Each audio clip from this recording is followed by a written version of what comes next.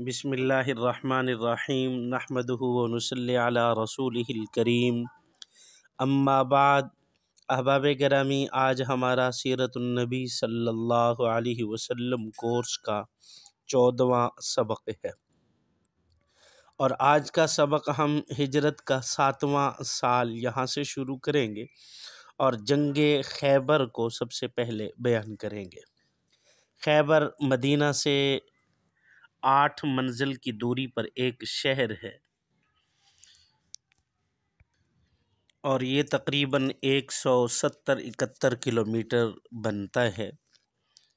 ایک انگریز سیاح نے لکھا ہے کہ خیبر مدینہ سے 320 کلومیٹر ہے، جبکہ یہ تقریباً 170-71 کلومیٹر بنتا ہے۔ یہ بڑا زرخیز علاقہ تھا اور یہاں عمدہ کھجوریں بکثرت پیدا ہوتی تھیں۔ عرب میں یہودیوں کا سب سے بڑا مرکز یہی خیبر تھا۔ یہاں کے یہودی عرب میں سب سے زیادہ مالدار اور جنگجو تھے۔ ان کو اپنی مالی اور جنگی طاقتوں پر بڑا ناز اور گھمنڈ بھی تھا۔ یہ لوگ اسلام اور بانی اسلام کے صلی اللہ علیہ وسلم کے بدترین دشمن تھے۔ یہاں یہودیوں نے بہت سے مضبوط قلعے بنا رکھے تھے، جن میں سے بعض کے آثار اب تک بھی موجود ہیں۔ ان میں سے 8 قلعے تو بہت مشہور ہیں، جن کے نام میں ذکر کر دیتا ہوں۔ نمبر 1 قتیبہ، نمبر 2 قلعہ ناعم، نمبر 3 شق، نمبر 3 قموس، نمبر 3 نطارہ اور صعب اور ستیخ اور سلالم۔ یہ 8 قلعے تھے جو مشہور تھے۔ در حقیقت یہ 8 قلعے 8 محلوں کی مثل تھے، اور انہیں 8 قلعوں کا جو مجموعہ ہے وہ خیبر کہلاتا ہے۔ تمام مورخین کا اس بات پر اتفاق ہے کہ جنگ خیبر محرم کے مہینے میں ہوئی، لیکن اس میں اختلاف ہے کہ 6 ہجری تھی یا 7 ہجری۔ غالباً اس اختلاف کی وجہ یہ ہے کہ بعض لوگ سن ہجری کی ابتدا محرم سے کرتے ہیں، اس لیے ان کے نزدیک محرم میں 7 ہجری شروع ہو گئی، اور بعض سن ہجری کی ابتدا ربیع الاول سے کرتے ہیں، ان کے نزدیک ربیع الاول سے ہجرت ہوئی تھی۔ یعنی آپ صلی اللہ علیہ وسلم نے ربیع الاول کے مہینے میں ہجرت فرمائی تھی، لیکن زیادہ صحیح قول یہی ہے کہ محرم سے ہی سال کی ابتدا ہوتی ہے اور سن 7 ہجری ہی ہے۔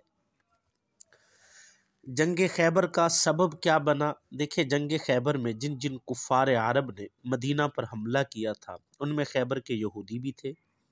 بلکہ در حقیقت وہی اس حملے کے بانی اور سب سے بڑے محرک تھے۔ چنانچہ بنو نذیر کے یہودی جب مدینہ سے جلا وطن ہو گئے تو یہودیوں کے جو رؤساء خیبر چلے گئے تھے، ان میں سے حی بن اخطب اور ابو رافع سلام بن ابی الحقیق نے جو مکہ جا کر کفار قریش کو مدینہ پر حملہ کرنے کے لیے ابھارا، اور تمام قبائل کا دورہ کر کے کفار عرب کو جوش دلا کر برانگیختہ کیا۔ حملہ آوروں کی مالی امداد کے لیے پانی کی طرح روپیہ بہایا، اور خیبر کے تمام یہودیوں کو ساتھ لے کر یہودیوں کے یہ دونوں سردار حملہ کرنے والوں میں شامل رہے۔ حی بن اخطب تو جنگ قریظہ میں قتل ہو گئے۔ ابو رافع جو یہودی تھا وہ 6 ہجری میں حضرت عبداللہ بن عتیق انصاری نے اس کے محل میں داخل ہو کر اسے قتل کر دیا۔ لیکن ان سب واقعات کے بعد بھی خیبر کے یہودی بیٹھ نہیں رہے، بلکہ اور زیادہ انتقام کی آگ ان کے سینوں میں بھڑکنے لگی۔ یہ لوگ مدینہ پر پھر ایک اور دوسرا حملہ کرنے کی تیاریاں کرنے لگے، اور اس مقصد کے لیے قبیلہ غطفان کو بھی آمادہ کر لیا، اور قبیلہ غطفان عرب کا ایک بہت بڑا طاقتور اور جنگجو قبیلہ تھا۔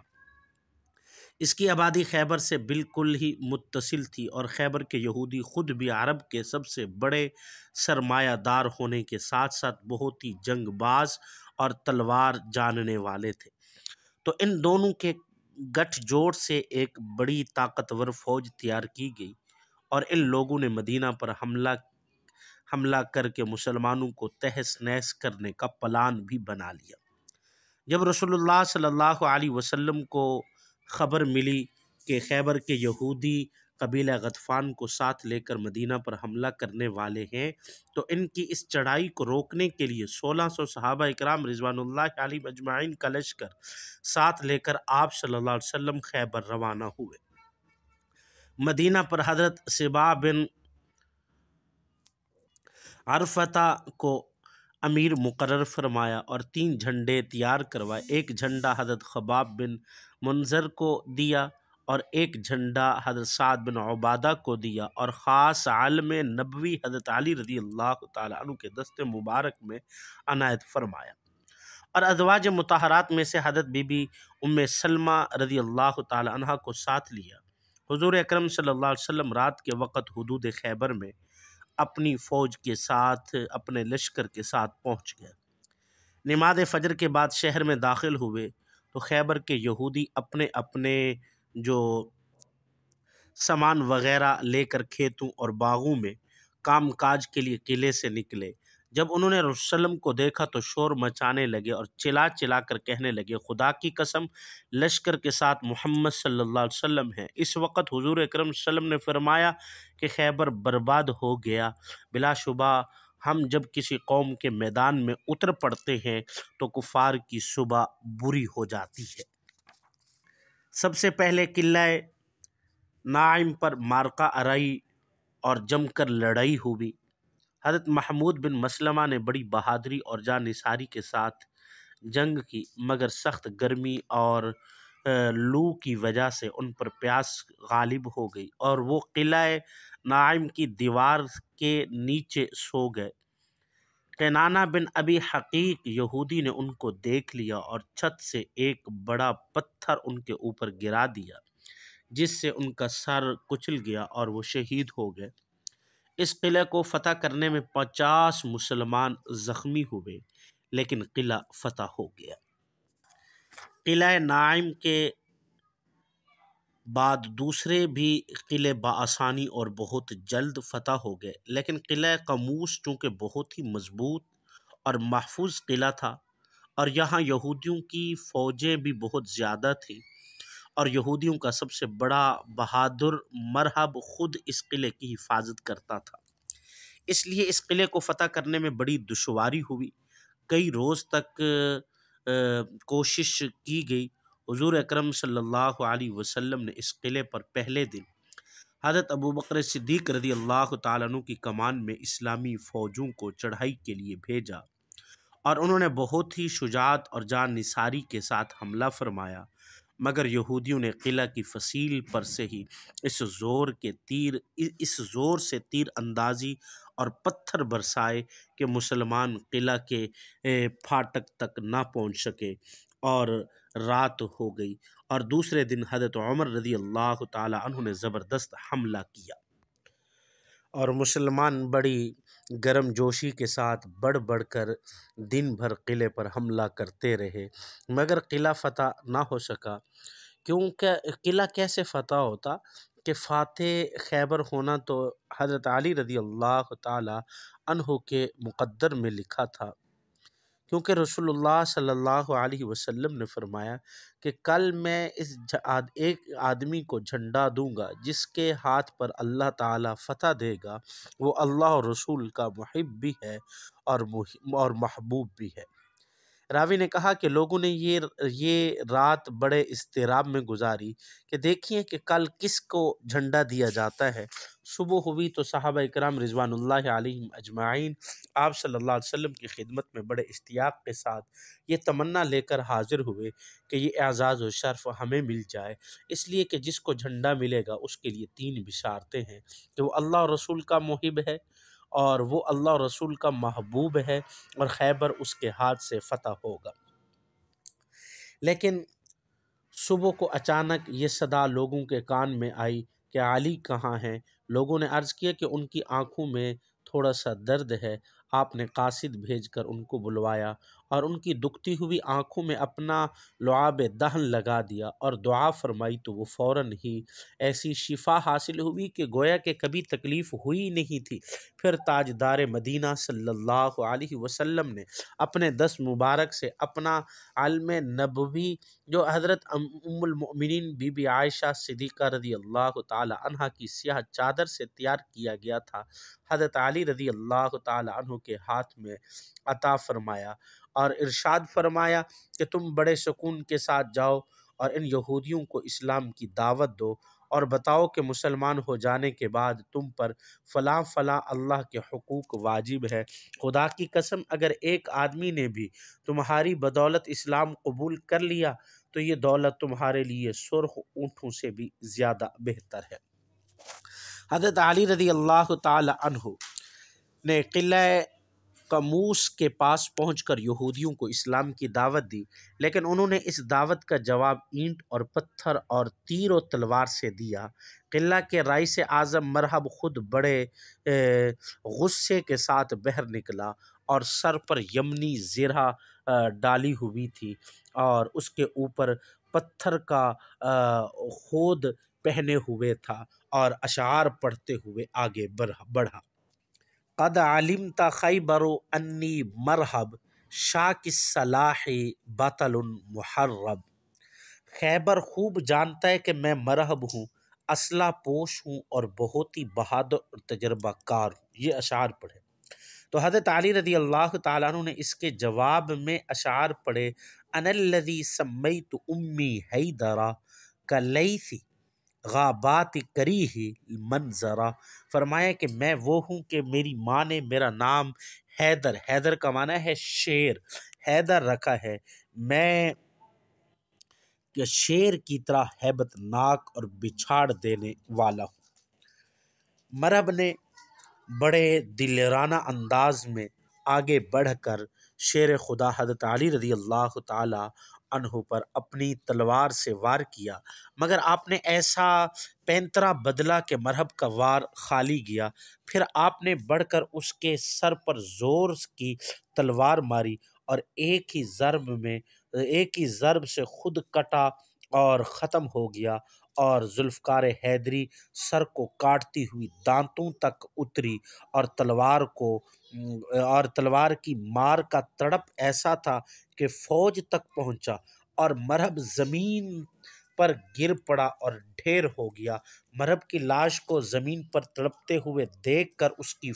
تمام فوج حضرت شیر خدا حضرت علی رضی اللہ تعالی عنہ پر ٹوٹ پڑی، لیکن ذوالفقار حیدری بجلی کی طرح چمک چمک کر گرتی تھی، جس سے صفوں کی صفیں الٹ گئیں۔ یہودیوں کے مایا ناز بہادر مرحب، حارث، اسیر اور عامر وغیرہ سب کٹ گئے اور اس گھمسان کی جنگ میں حضرت علی کی ڈھال کٹ کر گر پڑی تو آپ نے آگے بڑھ کر قلعہ قموس کا دروازہ اکھیڑا اور اس کی کواڑ کو آپ نے ڈھال بنا کر اس پر دشمنوں کی تلواریں روکتے رہے۔ یہ کواڑ اتنا بڑا اور وزنی تھا کہ بعد کو 40 آدمی بھی اس کو نہ اٹھا سکے۔ حضرت علی رضی اللہ تعالی عنہ اللہ اور اس کے رسول کے محب بھی ہیں اور محبوب بھی ہیں، اور بلا شبہ اللہ تعالیٰ نے آپ صلی اللہ علیہ وسلم کے ہاتھ سے بلا شبہ اللہ رب العزت نے حضرت علی رضی اللہ تعالی عنہ کے ہاتھ سے خیبر کی فتح عطا فرمائی، اور قیامت تک کے لیے اللہ رب العزت نے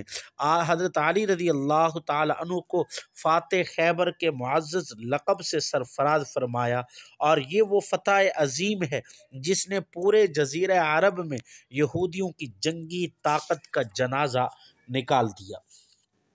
فتح کے بعد خیبر کی زمین پر مسلمانوں کا قبضہ ہو گیا، اور حضور اکرم صلی اللہ علیہ وسلم نے ارادہ فرمایا کہ بنو نذیر کی طرح اہل خیبر کو بھی جلا وطن کر دیں، لیکن یہودیوں نے یہ درخواست کی کہ ہم کو خیبر سے نہ نکالا جائے اور زمین ہمارے ہی قبضے میں رہنے دی جائے، ہم یہاں کی پیداوار کا آدھا حصہ آپ کو دیتے رہیں گے۔ رسول اللہ صلی اللہ علیہ وسلم نے ان کی یہ درخواست منظور فرما لی۔ جب کھجوریں پک جاتی اور غلہ تیار ہو جاتا تو رسول اللہ صلی اللہ علیہ وسلم حضرت عبداللہ بن رواحہ کو خیبر بھیج دیتے، وہ کھجوروں اور اناجوں کو 2 برابر برابر حصوں میں تقسیم کر دیتے اور یہودیوں سے فرماتے کہ اس میں سے جو حصہ تم کو پسند ہو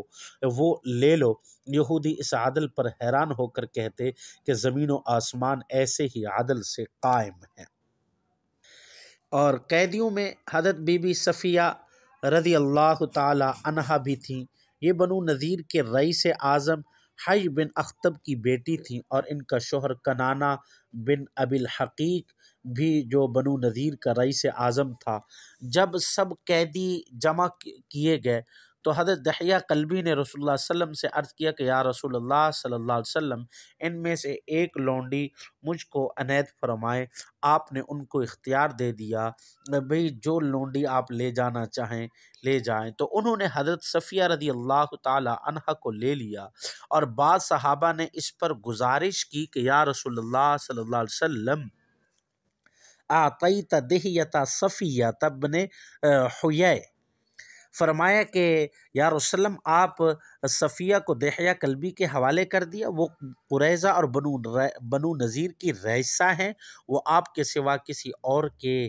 لائق نہیں ہیں۔ یہ سن کر آپ صلی اللہ علیہ وسلم نے حضرت دحیہ کلبی اور حضرت صفیہ کو بلوایا اور حضرت دحیہ سے فرمایا کہ تم اس کے سوا کوئی اور لونڈی لے لو۔ اس کے بعد حضرت صفیہ کو آپ نے آزاد کر دیا اور آپ صلی اللہ علیہ وسلم نے ان سے نکاح فرما لیا، اور 3 دن تک آپ صلی اللہ علیہ وسلم نے منزل صحبا میں ان کو اپنے خیمے میں سرفراز فرمایا اور صحابہ کو دعوت ولیمہ میں کھجور، گھی اور پنیر کا حلوہ تیار کر کے آپ صلی اللہ علیہ وسلم نے کھلایا۔ فتح کے بعد چند روز رسول اللہ صلی اللہ علیہ وسلم خیبر میں ٹھہرے، یہودیوں کو مکمل امن و امان عطا فرمایا اور قسم قسم کے نوازشات سے نوازا، مگر اس بدباطن قوم کی فطرت میں اس قدر خباثت بھری ہوئی تھی کہ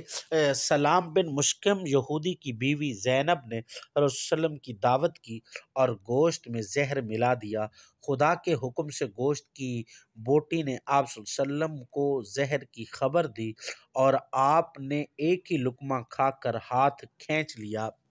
لیکن ایک صحابی حضرت بشیر بن برہ نے پیٹ بھر کر کھایا اور زہر کے اثر سے ان کی شہادت ہو گئی، اور رسول اللہ صلی اللہ علیہ وسلم کو بھی اس ایک زہریلے لقمے سے عمر بھر تالو کی تکلیف رہی۔ آپ صلی اللہ علیہ وسلم نے جب یہودیوں سے اس بارے میں پوچھا تو ان ظالموں نے اپنے جرم کا اقرار کر لیا اور کہا کہ ہم نے اس نیت سے آپ کو زہر کھلایا ہے کہ اگر آپ سچے نبی ہوں گے تو آپ پر اس کا کوئی اثر نہیں ہوگا، اگر نہ ہم کو آپ سے نجات مل جائے گی۔ آپ صلی اللہ علیہ وسلم نے اپنی ذات کے لیے تو کبھی کسی سے انتقام لیا ہی نہیں، اس لیے آپ صلی اللہ علیہ وسلم نے زینب سے کچھ بھی نہیں فرمایا،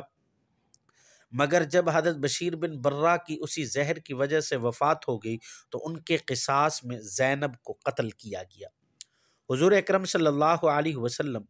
فتح خیبر سے فارغ ہوئے ہی تھے۔ مہاجرین حبشہ میں سے حضرت جعفر رضی اللہ تعالی عنہ جو حضرت علی رضی اللہ تعالی عنہ کے بھائی تھے، مکہ سے ہجرت کر کے حبشہ چلے گئے تھے۔ وہ اپنے ساتھیوں کے ساتھ حبشہ سے آ گئے۔ رسول اللہ صلی اللہ علیہ وسلم نے فرط محبت سے ان کی پیشانی چوم لی اور ارشاد فرمایا کہ میں کچھ کہہ نہیں سکتا، مجھے خیبر کی فتح سے زیادہ خوشی ہوئی ہے، یعنی حضرت جعفر کے آنے کی خوشی مجھے خیبر سے بھی زیادہ ہوئی۔ ان لوگوں کو رسول اللہ صلی اللہ علیہ وسلم نے صاحب الحجرتین یعنی 2 ہجرتوں والا کہ یہ لقب عطا فرمایا، کیونکہ حضرت جعفر یہ لوگ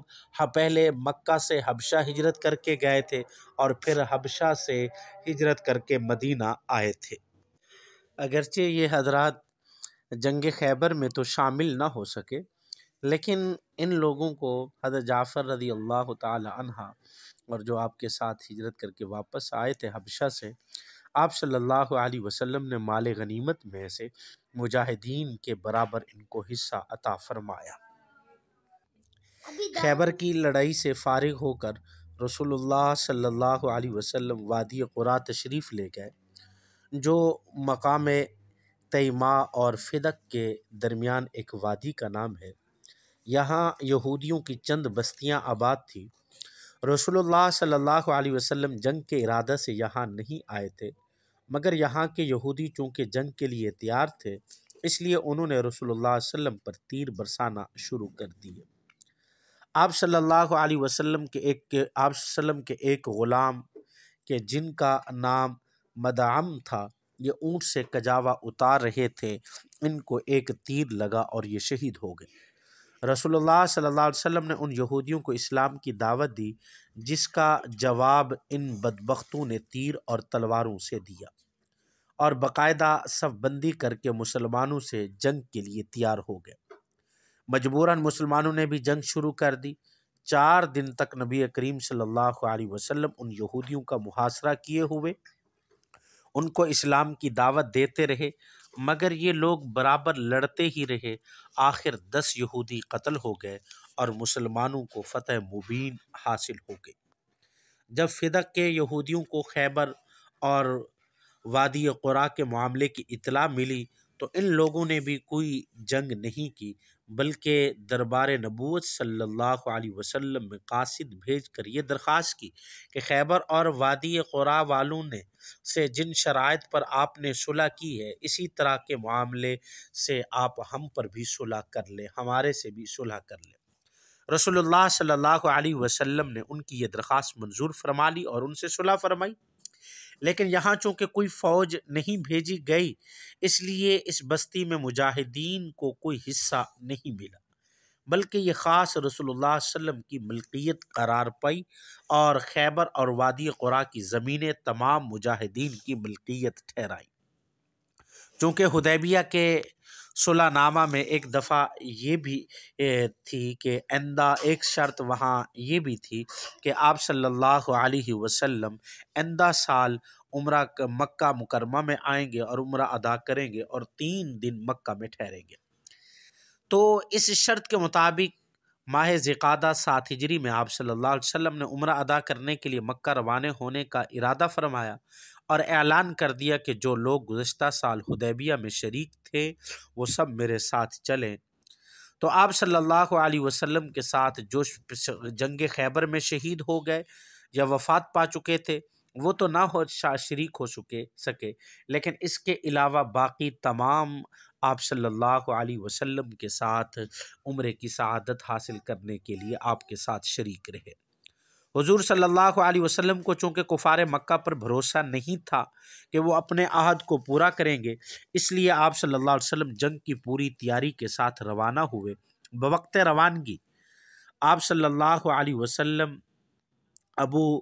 رحم غفاری کو مدینے پر حاکم بنایا اور 2000 مسلمانوں کے ساتھ، جن میں 100 گھوڑ سوار تھے، آپ صلی اللہ علیہ وسلم مکہ کے لیے روانہ ہوئے۔ 60 اونٹ قربانی کے لیے آپ نے ساتھ لیے۔ جب کفار مکہ کو خبر لگی کہ حضور صلی اللہ علیہ وسلم ہتھیاروں اور سامان جنگ کے ساتھ مکہ کی طرف آ رہے ہیں تو وہ بہت گھبرائے اور انہوں نے چند آدمیوں کو صورتحال اور تحقیق کے لیے بھیجا۔ محمد بن مسلمہ جو قریش کے قاصدوں میں سے تھے ان سے ملاقات کی اور انہوں نے اطمینان دلایا کہ نبی کریم صلی اللہ علیہ وسلم صلح نامہ کی شرط کے مطابق بغیر ہتھیار کے مکہ میں داخل ہوں گے۔ یہ سن کر کفار قریش مطمئن ہوئے اور انہیں اطمینان ہوا۔ جب رسول اللہ صلی اللہ علیہ وسلم خاص حرم کعبہ میں داخل ہوئے تو قریش جلن کے مارے اس منظر کو دیکھ نہ سکے، لیکن وہ پہاڑوں پر چلے گئے، مگر کچھ کفار اپنے دارالندوہ جو ان کی کمیٹی گھر تھی ان کے پاس ٹھہرے، آنکھیں پھاڑ پھاڑ کر آپ صلی اللہ علیہ وسلم اور مسلمانوں کے اس طواف کا نظارہ کرنے لگے اور آپس میں کہنے لگے کہ یہ مسلمان بھلا کیا طواف کریں گے اور کیا یہ ہم سے لڑیں گے؟ ان کو تو بھوک اور مدینہ کے بخار نے بالکل پتلا اور ہلکا کر دیا ہے۔ تو رسول اللہ صلی اللہ علیہ وسلم نے مسجد حرام میں پہنچ کر استوا کا حکم دیا، یعنی چادر کو اس طرح الٹ دیا جائے کہ آپ کے چادر کا نیچے والا حصہ اوپر آ جائے اور اوپر والا نیچے ہو جائے، اور استبا یعنی آپ اپنا ایک کندھا بہر نکال دیں، دایاں کندھا جو ہے یہ بازو کھول دیں۔ آپ صلی اللہ علیہ وسلم نے فرمایا کہ اللہ تعالیٰ اس پر اپنی رحمت نازل فرمائے جو ان کفار کے سامنے اپنی قوت کا اظہار کرے۔ تو پھر آپ صلی اللہ علیہ وسلم نے اپنے اصحاب کے ساتھ پہلے 3 چکروں میں آپ نے اپنے کندھوں کو ہلا کر خوب اکڑ کر چلتے ہوئے طواف کیا۔ اس کو عربی زبان میں رمل کہتے ہیں۔ یہ سنت آپ صلی اللہ علیہ وسلم کی آج بھی باقی ہے اور قیامت کی صبح تک باقی رہے گی، یعنی ہر طواف کعبہ کرنے والا شروع کے اندر یہ 3 چکروں میں رمل کرتا ہے۔ اسی عمرۃ القضاء میں اسی سفر میں رسول اللہ صلی اللہ علیہ وسلم نے حضرت میمونہ رضی اللہ تعالی عنہا سے نکاح فرمایا۔ یہ آپ صلی اللہ علیہ وسلم کی چچی فضل جو زوجہ حضرت عباس کی بہن تھی، عمرۃ القضاء سے واپسی میں جب آپ مقام صرف میں پہنچے تو آپ نے ان کو اپنے خیمے میں رکھ کر اپنی صحبت سے سرفراز فرمایا۔ اور عجیب اتفاق کہ اس واقعے سے 44 سال بعد اسی مقام صرف میں حضرت ام المؤمنین حضرت میمونہ رضی اللہ تعالی عنہا کا انتقال بھی یہی ہوا اور ان کی قبر بھی اسی مقام پر ہے، اور صحیح قول یہ کہ ان کی وفات سن 51 ہجری میں ہوئی ہے۔ اللہ رب العزت ہمیں سمجھنے اور عمل کرنے کی توفیق عطا فرمائے۔ وما علینا الا البلاغ۔